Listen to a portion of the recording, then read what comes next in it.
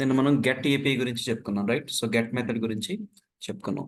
So ఈ get మెథడ్లో parameters ఎలా పాస్ చేస్తామో మళ్ళీ ఒకసారి చూద్దాం, ఓకేనా? సో పారామీటర్స్ ఎలా పాస్ చేస్తామని అంటే, సో లెట్ సే మనం ఏదైనా ఒక ఏపీఐ తీసుకుంటే, ఇప్పుడు నేను ప్రొడక్ట్స్ అని తీసుకుంటున్నాను, రైట్? సో ప్రజెంట్ మనం నిన్న తీసుకున్న ప్రొడక్ట్స్ ఎరేనే తీసుకున్నాం, ఓకేనా? సో ప్రొడక్ట్స్ ఎరే ఉంది అనుకుందాం. ఈ ప్రొడక్ట్స్ ఎరేలో మనకి మల్టిపుల్ థింగ్స్ ఉన్నాయి, right? Different products, product 1, product 2, product 3, అలా మనకి డిఫరెంట్ ప్రొడక్ట్స్ ఉన్నాయి. సో లెట్ సే మనం ఏదన్నా సూపర్ మార్కెట్ మెయింటైన్ చేస్తాం అనుకుంటే, దానిలో ప్రొడక్ట్స్ ఉంటాయి కదా, అలానే ఈ ప్రొడక్ట్స్ అన్నమాట, రైట్? సో మనం క్రియేట్ చేసిన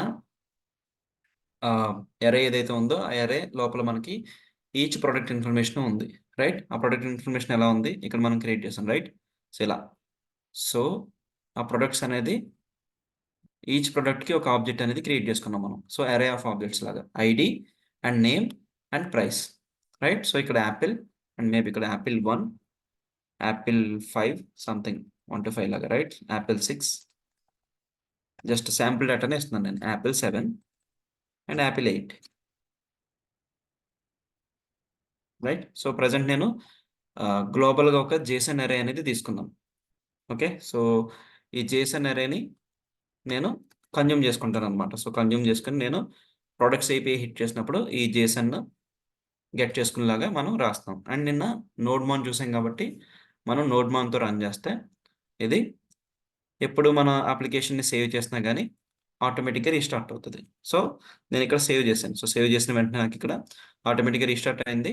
నేను ఇప్పుడు ఏదైతే ప్రొడక్ట్స్ గ్లోబల్గా తీసుకున్నానో అది నాకు ఇక్కడ అవైలబుల్ ఉంది. ప్రొడక్ట్స్ అని హిట్ చేస్తే నాకు ఈ ప్రొడక్ట్ లిస్ట్ ఏదైతే మనం ఇక్కడ ఇచ్చామో, మనకి ఎన్ని ఉన్నాయి టోటల్గా ఇక్కడ 9 అనుకుంటా, రైట్? సో 9, 8 ఉన్నాయి, 6, రైట్?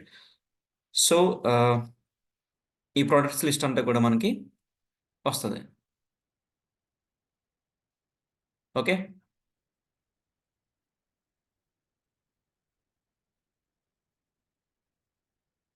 రైట్.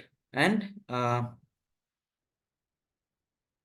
పోస్ట్ మ్యాన్ గురించి కూడా చెప్పుకున్నాం, రైట్? సో పోస్ట్ మ్యాన్ గురించి ఒకసారి చూద్దాం. సో ఏపీఐ ప్రొడక్ట్స్ అని తీసుకుంటే నాకు ఈ ప్రొడక్ట్స్లో ఏమున్నాయి ఆ ప్రొడక్ట్స్ అన్ని కూడా ఒక లిస్ట్ లాగా మనకి వచ్చేస్తుంది, రైట్?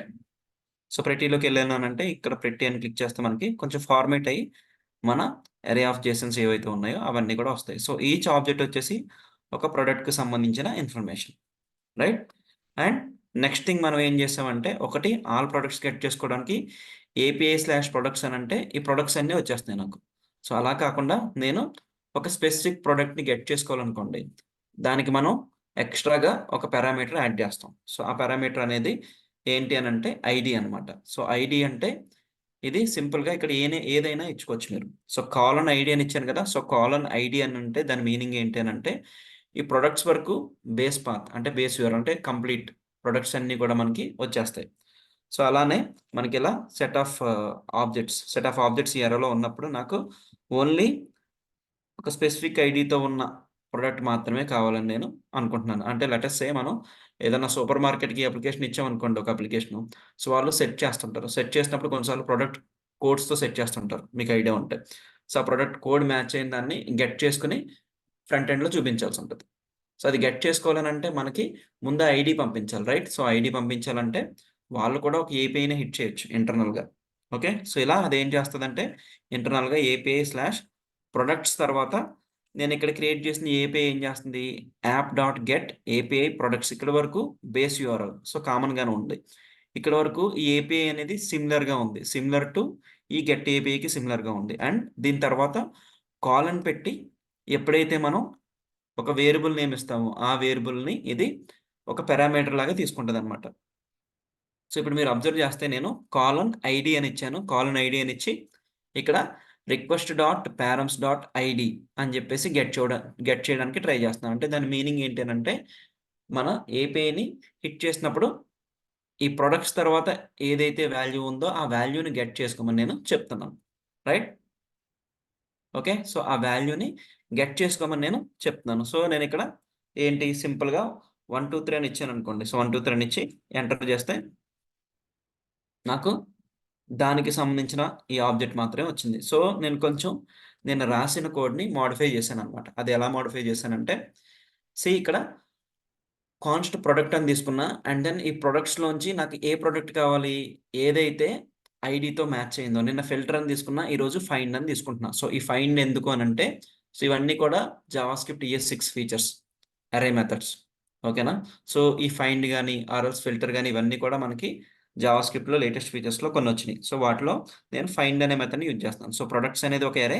ఆ ప్రొడక్ట్స్ అనే దానిలో ఫైండ్ అనే మెథడ్ యూజ్ చేసి నేను ఒక ప్రొడక్ట్‌ని బయటికి తీసుకొస్తున్నా. ఏ ప్రొడక్టు? ఏది అనంటే విచ్ ఈస్ అంటే ఒక అర్రే తీసుకున్నాక అందులో ఆ అర్రే లోపల ఉన్న ఒక item ID equals to product ID. So, ఆ ప్రొడక్ట్ ఐడీ ఏంటి? మనం ఏదైతే రిక్వెస్ట్ చేస్తున్నప్పుడు అంటే పోస్ట్‌మ్యాన్‌లో గాని, ఏపీఐలో గాని హిట్ చేసినప్పుడు, రిక్వెస్ట్ చేసినప్పుడు మనకొక ఐడీ వస్తుంది కదా!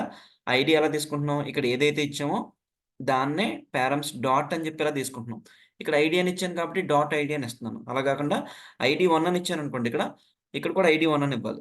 ఎందుకంటే మనం ఇక్కడ మెన్షన్ చేసింది కాలన్ సంథింగ్ ఏదైతే మెన్షన్ చేసామో అది ఒక రిక్వెస్ట్ పారామీటర్ కింద మనకి వస్తది. సో, అందుకని మనం పారమ్స్ డాట్ ఐడీ అని చెప్పి ఇస్తున్నాం ఇక్కడ.